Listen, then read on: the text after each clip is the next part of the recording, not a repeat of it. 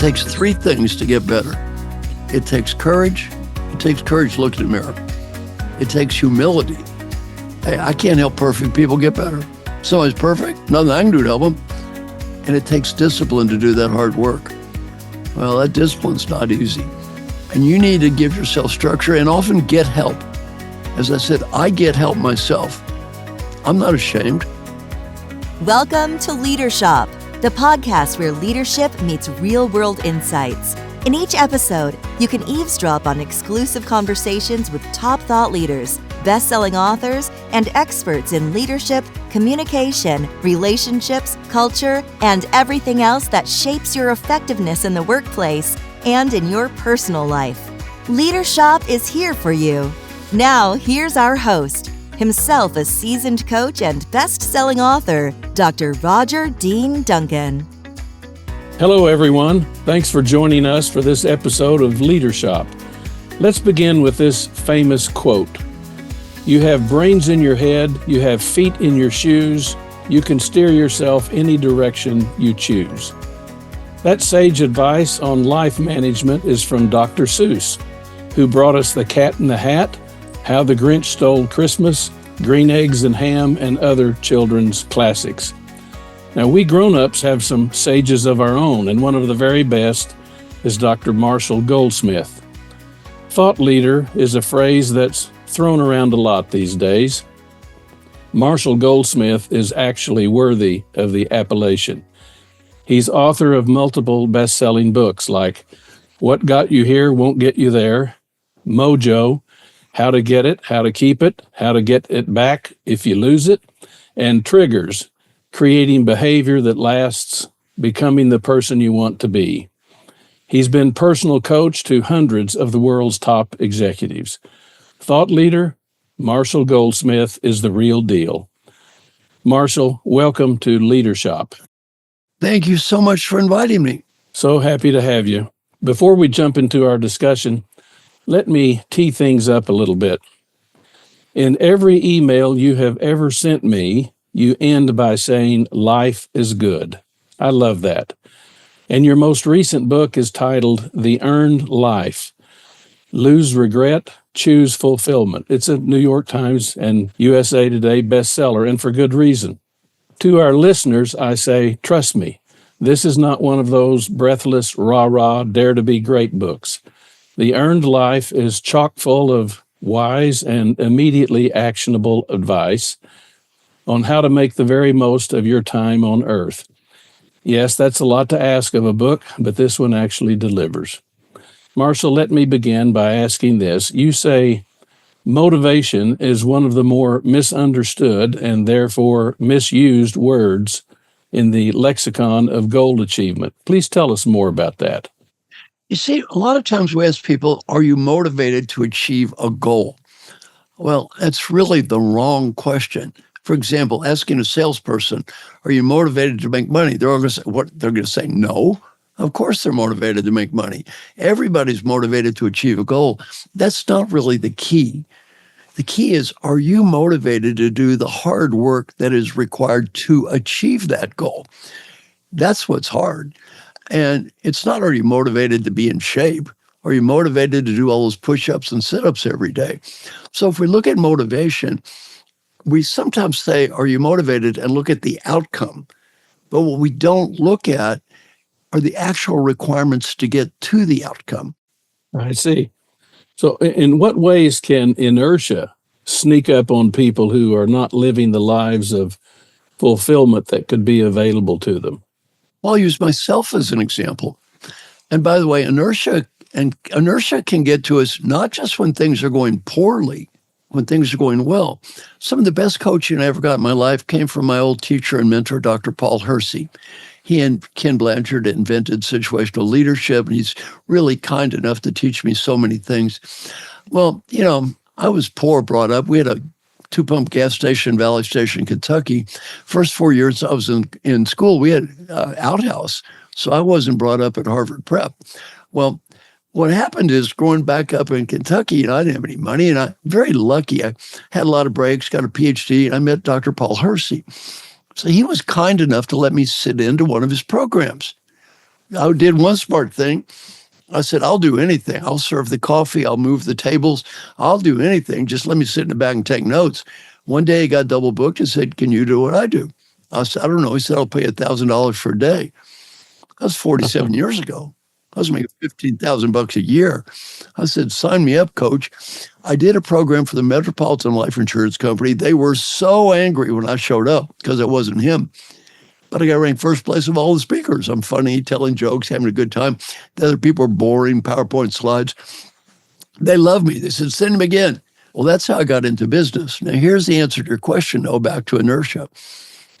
Then about, maybe a year and a half, 2 years later, he calls me in his office. He said, Marshall, you got a problem. He said, one, your customers love you. And two, you're making a ton of money. I'm sitting there thinking, okay, well, where's the problem? Right. He said, three, you're never going to become the person you could be. You're running around selling day after day after day after day. You're doing a good job. Customers love you, making good money. You're never going to be the person you could be. You're not thinking, you're not writing, you're not investing in your future. Some of the best advice I ever got. So when we think about inertia, we think about doing nothing. Well, I wasn't doing nothing, but inertia just means keep doing what you've been doing. And that conversation was really some of the best coaching advice I ever got in my life. Well, everybody can benefit from a good support system. But tell us a little more about the role that having a strong support system can play in a person's success in setting and achieving worthy goals. Not everybody's going to have a mentor like you had, but they can find a support system somewhere. How does that happen? Well, on a much simpler note, I teach something called the daily question process. I've been doing for 27 years. I have someone call me on the phone every day almost for 27 years to make sure I do this stuff. Why? My name is Marshall. I'm too cowardly and undisciplined to do any of the stuff I teach by myself. I need help. It's okay. Look, we all need help. So I think, developing a support system is fantastic, and creating a win-win situation where all those people around you try to help you and you try to help them. And the other key is getting over shame.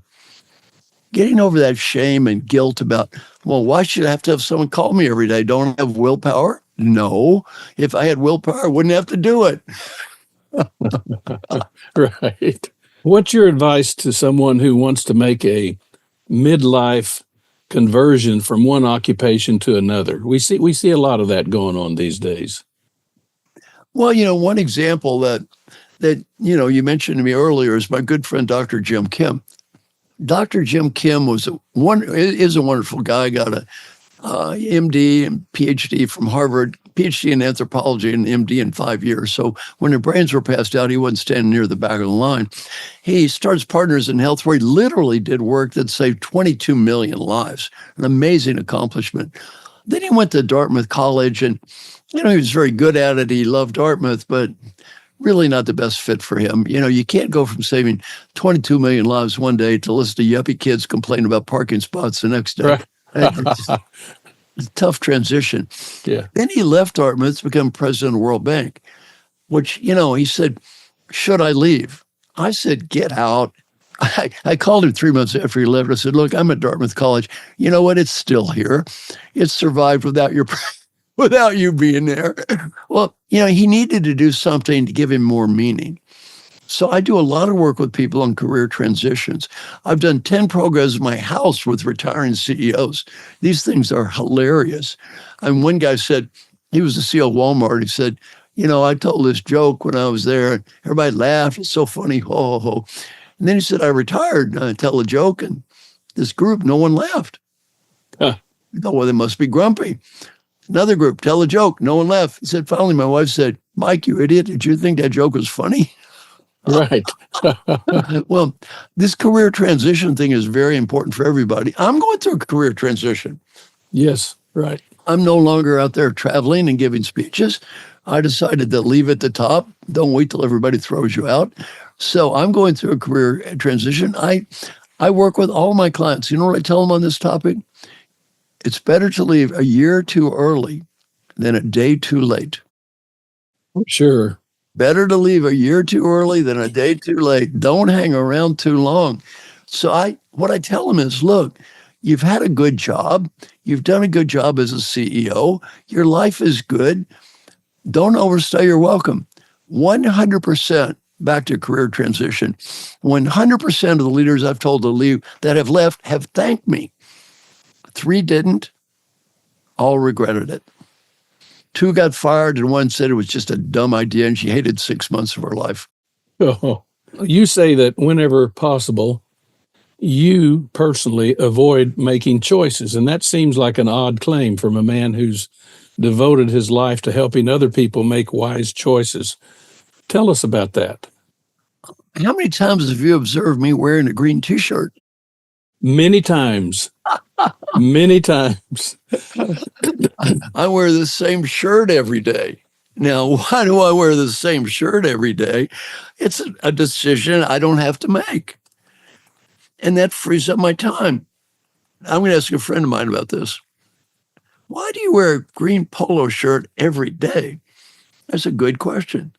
Now, the answer, I had so many answers. People say weird things like it's the color green and blah, blah, blah, all kinds of nonsense. Well, the reality is, why do I wear a green shirt every day? Well, the New Yorker magazine wrote the story of my life. And in the story of my life, the woman said I always wear a green T-shirt. I didn't actually wear a green T-shirt. But she thought I did, or she said I did. So what the heck, man? Fine. One decision I don't have to make. I don't wear a coat and tie anyway. So good. So every day I wear a green polo shirt for the last, 30 years, I guess. Well, you don't have to decide. That decision was made a long time ago. Every morning I have the same little bar and the same coffee. And I try to structure as much life as I can where I don't have to make decisions. Maybe we should clarify to people that it's not the same shirt. You have a number of green shirts. Just want to help you out there. Yeah. That's a very good point. In fact, 3 women from the Bell South Corporation visited my home, and they didn't know I could hear them. And they walked by my closet. And one woman looked at her friend, and you know what she said? I always wear a green shirt and khaki pants. She saw 15 pair of khaki pants. You know what she said? Thank God. I thought he only owned 1 pair of pants. Yeah, right. Well, what have you seen as a best practice in a leader who inspires performance accountability in team members? You've worked with many, many leaders, and you've observed and coached them on how to work with team leaders. What are some best practices? And I'm very fortunate. I can mention the name of all my clients. None of my clients are a secret. Some coaches say they can't mention their client's name. I am not one of those coaches. If they don't want to mention their name, they're ashamed to have a coach. I don't work with them. Well, one of the great clients I've worked, and I am proud of my clients, by the way. I got ranked #1 coach in the world for years. Why? Nobody knows I'm a good coach. I may or may not be a good coach, but I can guarantee you one thing. I got the best clients in the world. And if you work with the great people I work with, you're going to look like a good coach. Well, one of the people I coach is my friend Alan Mulally at Ford. And when he was the CEO of Ford, stock went from 101 to 1840 when he was the CEO. He installed a process called a business plan review. It is amazing how well it works. There's a book about it called American Icon. Read the book. It is amazing how well this process works, where every week they have people meet, they have accountability, they have goals, red, yellow, green, and then they do it over and over and over again. When he left Ford, the stock went up 1,837%. Even more impressive, he had a 97% approval rating from every employee in a union company. And he's a CEO. That doesn't happen, man. He's an amazing human. He had the best accountability system I've ever seen.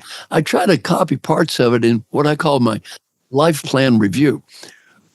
So the book, The Earned Life, builds on what he did, where we had these meetings every weekend with 60 amazing people. You read the book, you know who they were. And every weekend we discussed life. And I learned that from him. So I'd say, read about Alan Mulally, study Alan Mulally. If you want to listen to me interview him, just go to YouTube and put in my name, Marshall Goldsmith, his name, Alan Mulally, both in quotes. You'll go to a whole YouTube session of me interviewing him. Amazing case study. I recall that. It was very powerful. Marshall, you wisely say that deciding what you do each day is not the same as who you want to be right now and is not the same as who you want to become. How can clarity on the distinction in those three things help a person live an earned life, as you call it? Well, I think all three are really important, and all three are different. Now, the first thing is you need an overarching sense of purpose. Who do you want to become? And that doesn't have a finish line. That's who do you want to become as a human being? And that's why am I here? Everybody needs to answer this question. Why am I here? It doesn't have to be religious. It has to be something, though. People work hard. Okay, why are you working hard? Then two, within that purpose, you need some sense of achievement. And that sense of, all right, the people listening to us are achievers. The only people listening to your podcast are achievers. If they're not achievers, why are they doing this? Right. They're, number one, they have jobs. Number two, they're hardworking and they're high achievers. And then the third thing, though, is you also need to enjoy the process and be engaged in the process of life itself. So I think all three of these are important.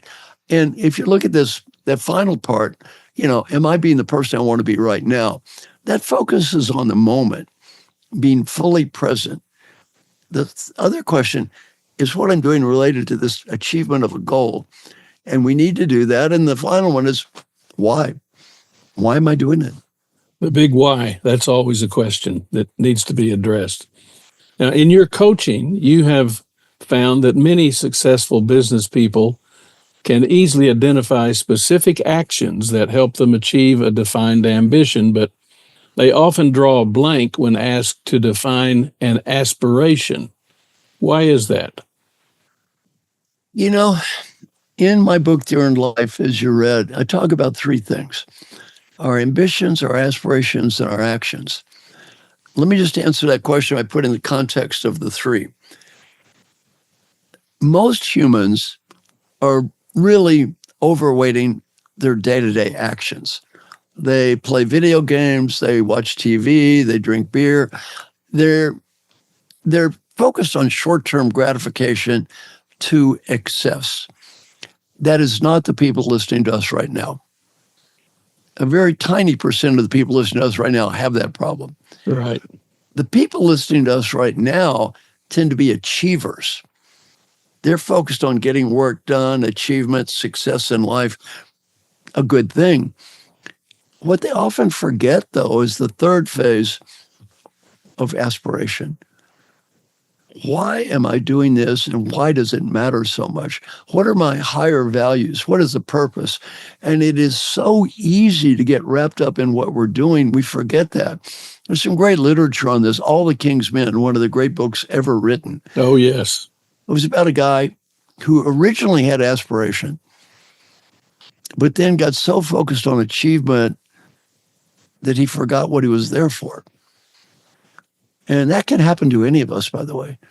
We can get so focused on achievement, we forget, why am I achieving this stuff? And sometimes we can sacrifice our family, sacrifice our values. So very important to back away and look at this. Achievement is important, but we need to put it in context. Yes, I've heard you say that aspiration is an act of privileging your future over your present. Again, another great mentor I had was Peter Drucker. He said, never sacrifice tomorrow on the altar of today. Yes. And our aspirations are just that. I'm not playing the video game. I'm not watching the TV show. I'm doing something that I think is going to lead to a higher purpose in life. So that is that. And it's willing to do that. Now, again, important point in the book, that's not all you do. So I think important in life, we have all three. One, we have a higher aspiration. Two, we do enjoy the process. And three, we are achieving. Let me just take a second and talk about the people listening to us right now. The classic problem with people listening to us right now is addiction to achievement. Addiction to achievement. And a key point in my book, The Earned Life, I think one of the most important points in the whole book is never never assume that achievement and happiness are correlated. Happiness and achievement are independent variables. You can achieve a lot and not be happy. You can achieve nothing and be happy. Achievement and happiness are independent variables. If achievement would make you happy, those 60 people you read about in that book, all they would have done is jump up and down with joy all day. Right. I mean, who are these people? Head of the World Bank, head of the Mayo Clinic, head of the Rockefeller Foundation, CEO of the year, blah, blah, blah, basketball star. These are all hyper achievers. Sometimes happy, sometimes not so much. One of the guys in our group was named Safi Bakal. Safi said, these groups taught me one thing, and he's a scientist, so he talks this way. Happiness and achievement are independent variables. I said, I'm glad you finally realized this. You already have a PhD in physics from Stanford, 1. 2, you've written a New York Times bestselling book called Loon Shots. 3, you've started 4 businesses and made a fortune. And 4, you've been consulting to presidents. You know what I said? If that is not achievement, if that is not enough achievement to make you happy, do you really think a little more is going to get it over the line? Right. For sure. How much you got to achieve anyway if that's not enough? Well, here's the point. Back to the people listening, you're never going to achieve enough. The great Western myth is I'll be happy when. When I get the money, status, BMW, when I make the quota, I'll be happy when. No, you won't. That's not going to make you happy. There is no when that's going to make you happy. And 2 final stories. One is I like about the book, The Marshmallow Story. Great research at Stanford. They have this research with kids. They give a kid a marshmallow. They say, kid, you eat 1, you get 1, but if you wait, right, 2. Well, their research allegedly shows kids that wait all become successful. Kids that eat 1 are losers. The message behind this is called delayed gratification is good. Almost every self-help book has the same message. Delayed gratification is good. Here's the problem. They didn't take the kid with 2 marshmallows and said, wait a little bit more, 3. Hey, let's wait some more, 4, 5, 10, 100, 1,000. And where's the story end? An old man sitting in a room waiting to die, surrounded by uneaten marshmallows. Right. Sometimes you got to eat that marshmallow. That's right. That's right. Hey there, Leadership listeners. We have something special for you. As a thank you for tuning in, we're offering you a free copy of Roger Dean Duncan's award-winning best-selling book, Change-Friendly Leadership. In this book, you'll discover a proven framework for leading change that people will actually buy into, without all the stress and resistance that often stand in the way. You'll also learn powerful strategies to improve relationships both at work and at home, creating a healthier, more productive environment for everyone. To claim your free copy, just head over to changefriendly.com. Don't miss out on this opportunity to transform your good intentions into great performance. Again, grab your free copy of this best-selling book at changefriendly.com. You encourage people to discover what you call their one-trick genius. What exactly is that, and how does it differ from the pejorative one-trick pony? Well, one-trick pony is just repeat yourself over and over again. One-trick genius is the opposite. You never stop learning and growing. Let me give you my example. One thing I did that worked for me years ago is I said, I got to have a focus. My mission is to help successful leaders get even better. Now, it sounds pretty obvious today. Nobody thought of that. There was no coaching for successful people. I invented that. Do a Google search, helping successful leaders right now. The first 500 references you're going to see, 450 are me, and the entire rest of the world is 50. See, I came up with that. That's a focus. That's my kind of one-trick genius. I want to be the world's expert at that, not the world's expert at everything. Right. It worked. And so I would suggest, especially people in the coaching field, people like me, you need a specialty. There's 12 zillion people now call themselves coaches. Well, just because you go to a coaching program, get some certification, the average income is less than a secretary right now. They make no money. You got to have a specialty. You got to have something unique about you, or you're a commodity. Most people acknowledge that discipline plays an important role in personal development. What do you see as the building blocks of discipline? Well, I'm going to give everybody listening one simple idea about this. It's called daily questions. Every day you figure out what you want to be and you make a checklist and you put it on an Excel spreadsheet and one box across every day, Monday, Tuesday, Wednesday, Thursday, Friday, Saturday, and Sunday. And then you answer the question every day with a yes, a no, or a number. Yes is a 1, no is a 0, or a number. End of the week, you get a report card. Now, back to discipline, I'm going to warn the listeners. That report card at the end of the week is not as beautiful as the corporate values plexi stuck up on a wall. I've been doing this 27 years. You learn life is easy to talk and hard to live. So discipline is not knowing the theory of working out. It's day after day after day after day after day doing the work. That's what discipline is. And the reason my friend Al Mulally is a great leader is not he's smarter than everybody I work with. He's certainly smart, but that's not the reason. He's disciplined. Week after week after week after week, follow up, follow up, follow up, follow up, follow up. My coaching, week after week after week, follow up. Well, the daily questions, every day, ask yourself questions. It's a discipline. Now, it is hard to do. The average person that starts the daily question process quits within 2 weeks. Back to discipline. Why do they quit? It's hard. It takes 3 things to get better. It takes courage. It takes courage to look in the mirror. It takes humility. Hey, I can't help perfect people get better. Somebody's perfect, nothing I can do to help them. And it takes discipline to do that hard work. Well, that discipline's not easy. And you need to give yourself structure and often get help. As I said, I get help myself. I'm not ashamed. Let me give you one final example. There's a great book called The Checklist Manifesto, speaking of discipline. And the research is clear. If the nurse asks the doctor a series of very simple questions every day before a surgery, the odds of unneeded infection plummet and the death rate's cut by 2/3. The huge majority of hospitals around the world do not allow the nurse to ask the doctor the questions. Why? Doctor's ashamed.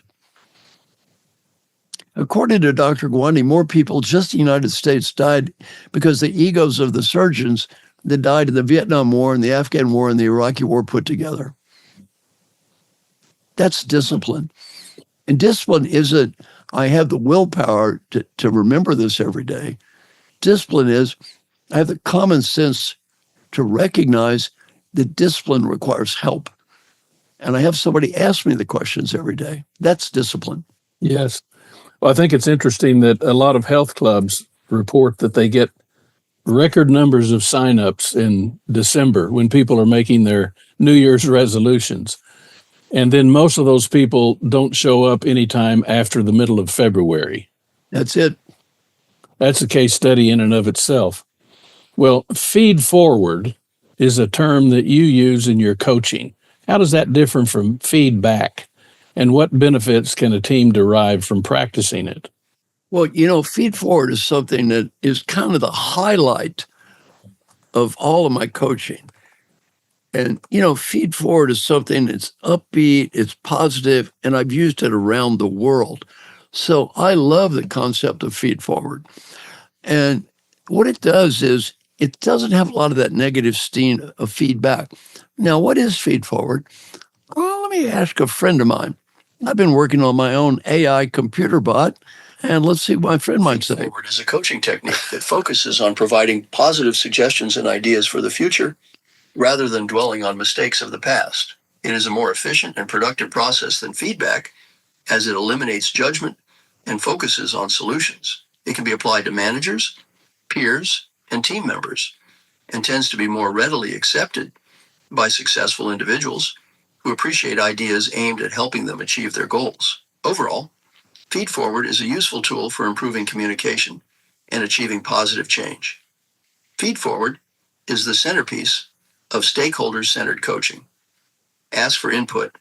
Listen with an open mind. Just promise to do what you can. Say thank you without judging. Well, that was my own AI computer. and answering the Yes, question. right. That wasn't me. So if you go to Marshall Goldsmith with 2 L's .ai, you can ask it any question and get an answer like that. The thing is mind blowing. So feed forward is something I teach everybody. And what are the steps? Ask for input, treat it like a gift. Don't judge a critique. Say thank you. Don't put people down. Never promise to do everything. Leadership's not a popularity contest. I'm going to promise to listen and do what I can. Then you follow up over and over and over again. I did a research study called Leadership as a Contact Sport. Anybody want a copy of it, send me an email, marshall@marshallgoldsmith.com. It's on my website. This works. And the other thing is people like it. Now, an important point. Sometimes people say I'm not in favor of feedback. That is not at all true. All my clients get confidential feedback. I'm not anti-feedback. They all get confidential feedback. Feedback is great for knowing where you are.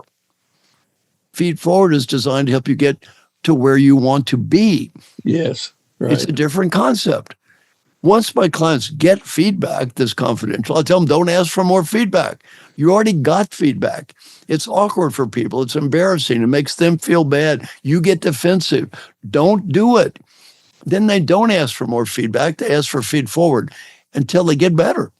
Well, it's wonderful when you create a culture or an environment where people not only, quote, tolerate feedback, but they ask for it, and they're not afraid to get it, and they feel safe. To use the term, there's psychological safety, and that's important for any leader to help create. One of my coaching clients, I can also present Hubert Joly. Hubert was the guy that turned Best Buy around. If you remember, Best Buy was going broke.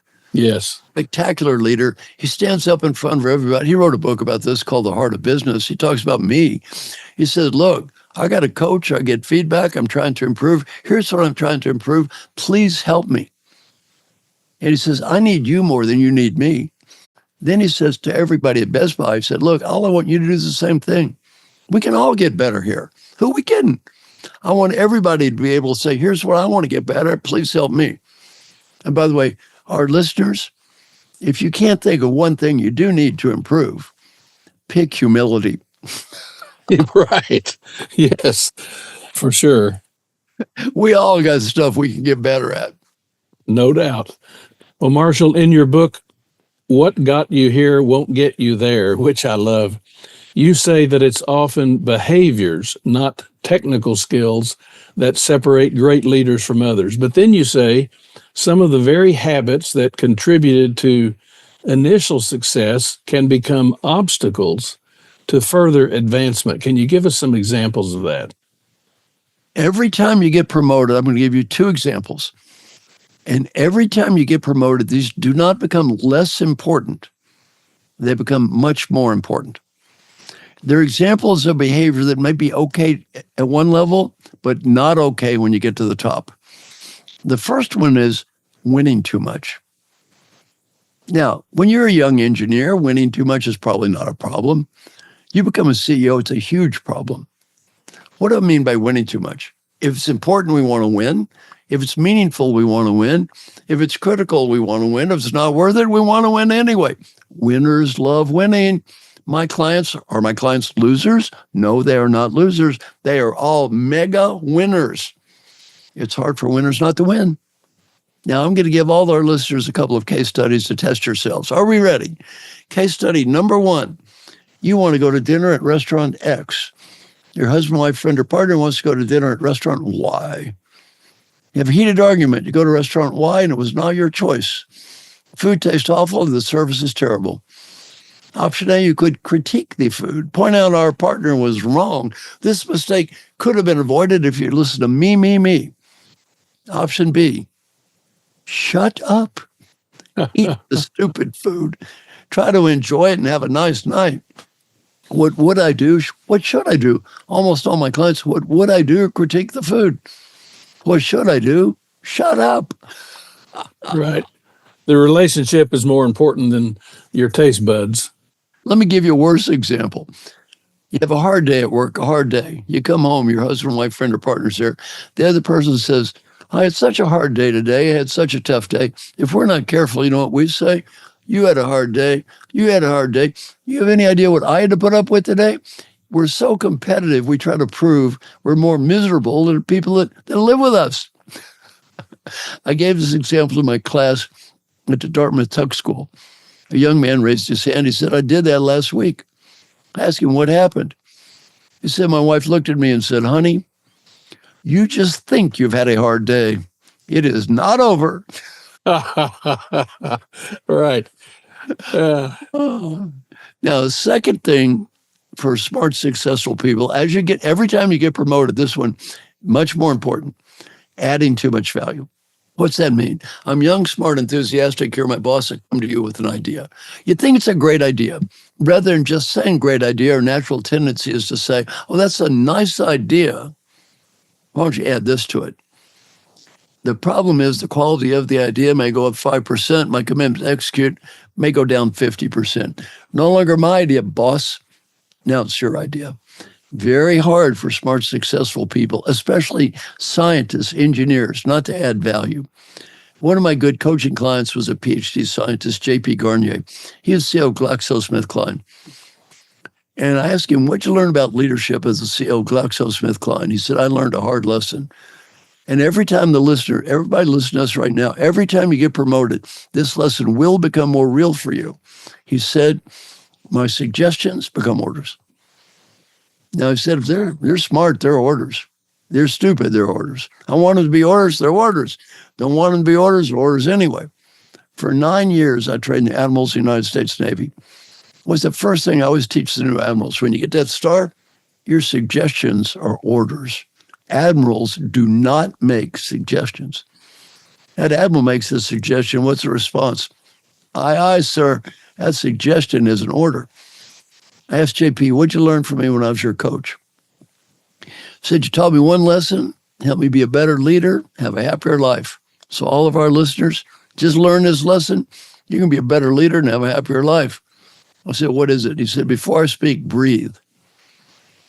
And ask myself one question, is it worth it? Is it worth it?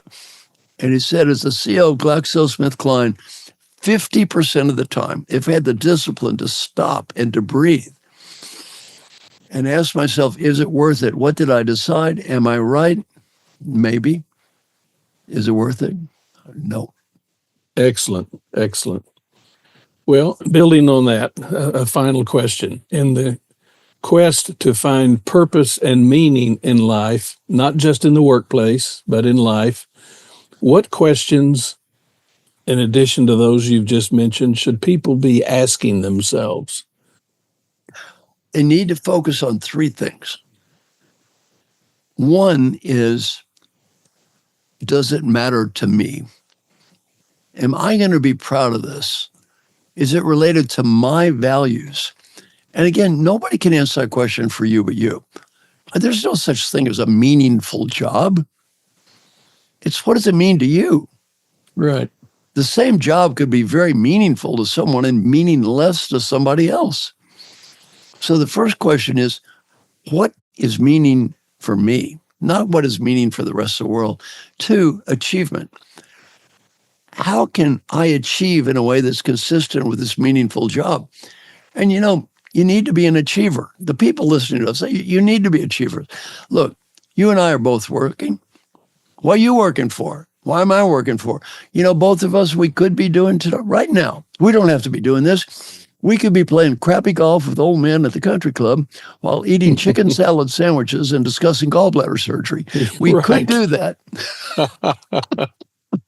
Well, why are we doing this? Well, it's number one, meaningful to us, hopefully to you and me. And two, we're trying to achieve something here. We're trying to help people. And then number three, enjoy the process. Now, I'm having a good time. I'm assuming you're enjoying the process of doing this. Well, if you don't enjoy the process, you got a problem.